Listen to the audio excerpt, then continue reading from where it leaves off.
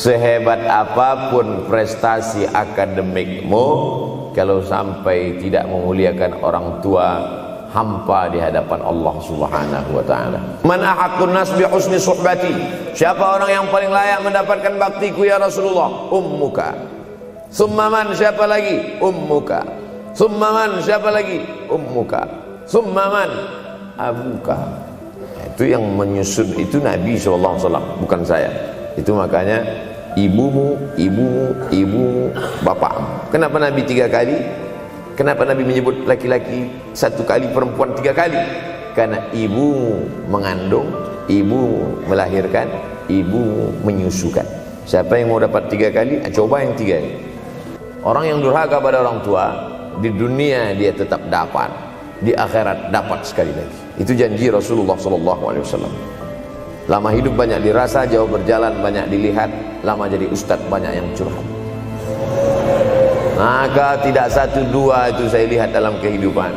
Hebat, rezeki banyak melimpah ruah, tapi jauh dari kebahagiaan.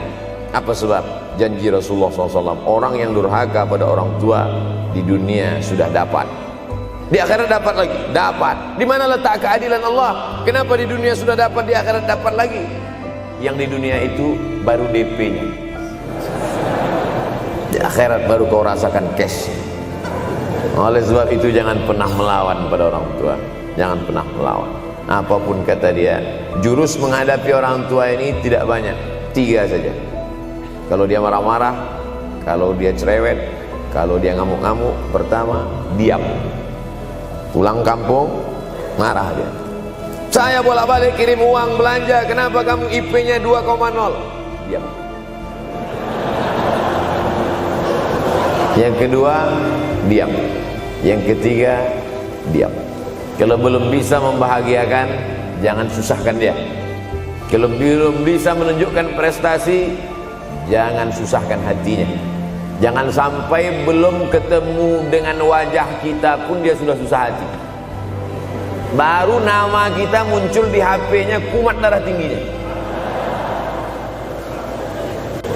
Bunyi handphone dia lihat nama kita di situ, langsung berubah detak jantung. Karena ternyata bukan nama kita di situ dia buat. Siapa? Troublemaker. Kalau mau merasakan bagaimana sayang mereka, coba hilangkan sayangnya itu agak 1 bulan, 2 bulan, 3 bulan, itu baru terasa. Karena sifat manusia ini kalau sudah tidak ada baru terasa. Judul lagu Roma. Kalau dia masih ada di depan mata kita, masih dekat dengan kita, kita merasa dia biasa-biasa saja. Tapi kalau dia sudah tidak lagi ada, itu barulah. Oleh sebab itu coba kalau mau merasakan, kasih tahu dia, papa, mama, untuk biaya kuliah saya 1 semester ini tolong jangan kasih dulu. Saya mau jual koran dulu, saya mau kerja di Dorsmir dulu, saya mau kerja loper dulu, saya mau susah-susah dulu. Seketika saat kita tahu susahnya itu, tetes peluh keringat, air mata, di situ loh baru kita tahu, oh ternyata perjuangan mereka ini luar biasa. Kalau masih bisa membahagiakan dia, apa makanan kesukaannya, belikan. Suka makan apa dia, belikan. Itu yang dia inginkan. Andai kita gendong dia dari Yogyakarta berangkat ke kota Makkah, sampai di Makkah tawaf 7 putaran, dari Safa ke Marwah, pulang lagi ke Jogja, belum tentu dapat membayar sekali teriakan dia saat mengeluarkan kita ke alam dunia ini. Jadi banyak orang terlalu membanggakan. Saya sudah banggakan dia Pak Ustaz, saya sudah bayarkan ONH -nya. Berapa? Baru DP ini. Sudah merasa berbakti kepada orang tua? Belum. Oleh sebab itu tak ada gunanya prestasi S1, S2, S3, postdoktoral, profesor kalau tidak berbakti kepada orang tua. Makanya orang tua itu levelnya langsung setelah Allah. Wa qadha rabbuka alla ta'budu illa iyyah. Langsung wa bil walidaini ihsana. Bahwa menyenangkan hati orang tua itu ketika hati dia terbuka, bahagia, disitulah pintu-pintu rezeki itu terbuka. Turun barokah-barokah itu. Buah kalau matang itu dijolok, jatuh. Dan menjatuhkan rahmat Allah itu, membuka pintu-pintu langit, mengetuk pintu-pintu rahmat dan ridha Allah dengan ridha orang tua. Makanya kata Nabi, ridha Allah fi ridhal walidain. Kalau Allah ridha, maka semua yang kau mau dia berikan. Orang kalau sudah ridha itu artinya senang. Orang kalau sudah senang, semua dia kasih. Apa yang ada di tangannya itu dia berikan. Begitulah orang kalau sudah dapat ridha Allah Subhanahu wa taala. Kita baru berharap dapat ridha Allah. Makanya habis salat subuh selalu diajarkan, raditu billahi rabba. Aku ridha engkau sebagai Rabbku ya Allah. Apakah Allah ridha terhadap kita? STJ, status tak jelas. Cara mendapatkan ridha Allah, pancing dengan ridha orang tua. Senangkan hatinya, terbuka pintu rezeki. Makanya sulit hidup kita, sempit. Dari kerut kening kita udah kelihatan. Kenapa? Karena tidak ada ridha Allah, akibat tidak pernah menyenangkan hati orang tua. Senangkan orang tuamu, jadikan dia seperti raja, maka rezekimu akan melimpah seperti rezeki raja-raja. Bukan hadis Nabi, dapat saya dari grup WhatsApp. Kiamat terjadi tapi belum sempat berbakti kepada orang tua. Dosa belum sempat meminta maaf. Silap dan salah berapa kali kita kencing di kainnya yang bersih. Berapa kali dia tidak jadi tahajud gara-gara kita menangis dari Isya sampai subuh. Pakai pengawet nangisnya. Tapi kita tak pernah sadar itu. Kita menganggap kita di dunia ini dibesarkan angin. Kita menganggap kita ini bangsawan, bangsa yang hidup di awan. Berapa kali dia tidak jadi sholat duha gara-gara kita kencing. Berapa kali nasi yang sudah mau disuap masuk ke mulutnya tak jadi. Bahkan dia tidak makan sama sekali. Dan berapa kali makanan dia belikan hanya untuk susu, hanya untuk menyenangkan kita. Pernah kita balas. Dan dia tidak pernah minta balas itu. Oleh sebab itu siapa yang mengingatkan? Orang tua itu tidak minta yang besar, asal ada sih. Pulang dari Yogyakarta sampai ke rumah, ini tadi ada nampak sedikit tanda terkenang. Kalau banyak makan sendiri. Ketika dia senang melihat itu, bahagia hatinya, nampak senyum di tepi bibirnya, pada saat itulah rahmat Allah terbuka. Pada saat itulah ridha Allah datang. Mengapa sulit mencari pekerjaan? Mengapa payah mencari penghidupan? Salah satu yang mempersempit ridha Allah itu adalah karena tidak berbakti kepada orang tua. Saya ceramah di satu kota. Sampai di kota itu saya melihat rumah besar, megah, mewah, seperti istana. Cuman saya segan mau nanya. Gak mungkin saya tanya, Pak, ini hasil dari apa? Saya tengok, saya ngantuk. Kawan-kawan saya yang ikut di situ seperti ngelihat kucing semuanya.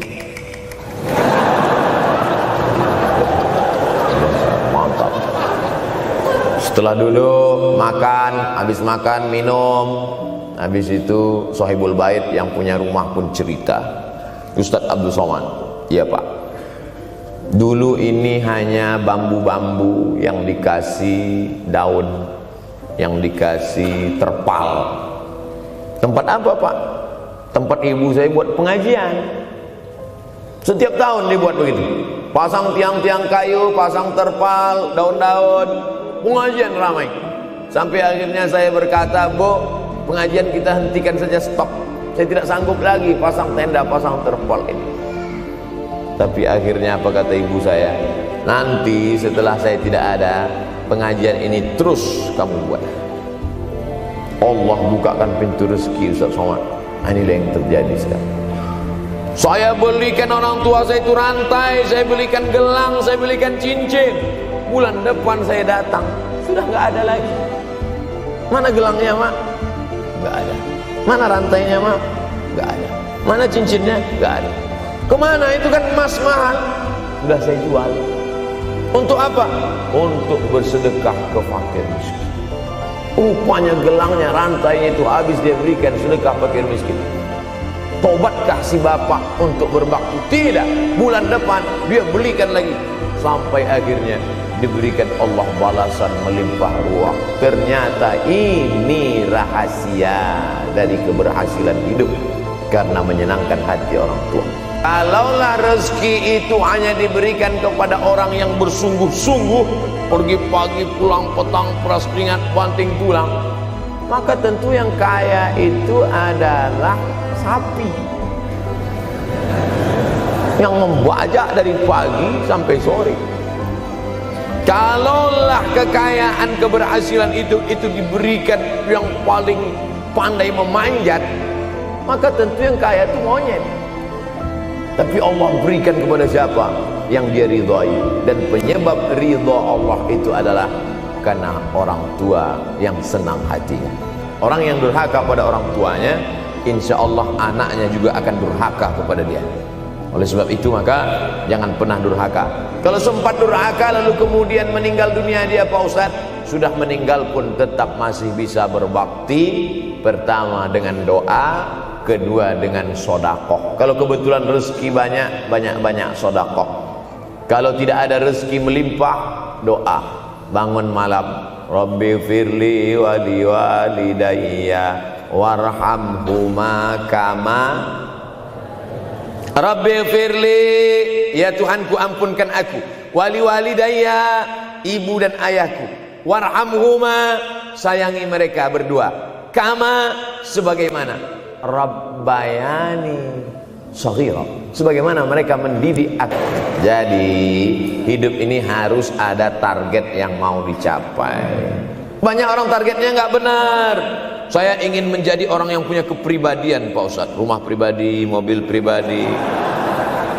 Target bahagiakan orang tua. Gaji pertama kalau kerja nanti umroh. Oh, gitu, Ma. Doakan nanti kalau aku kerja, insya Allah gaji pertama nanti memberangkatkan umroh. Syukur-syukur nggak usah diomongkan dulu, kasih surprise, senang. Mama, ayah, ini gaji pertama. Dia buka, tengok 700.000.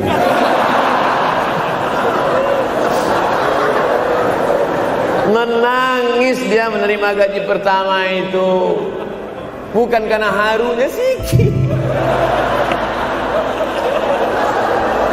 Gitu dia buka amplop, oh kok setitik loh. Haru dia.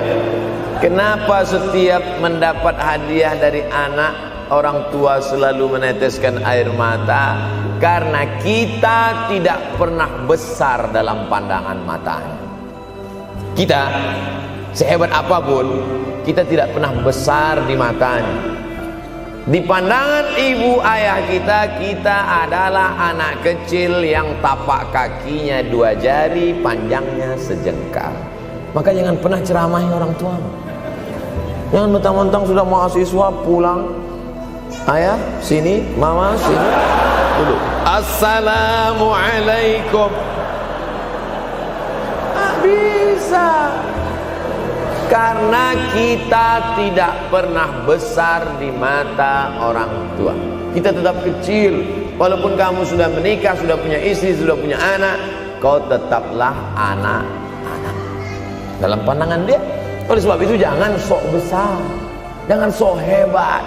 Kalau ada pesan yang ingin mau disampaikan, jangan melalui mulut kita, dipinjam. Sekali kau buat air matanya menetes, maka kau akan berenang dalam kesengsaraan. Jangan pernah buat dia menangis.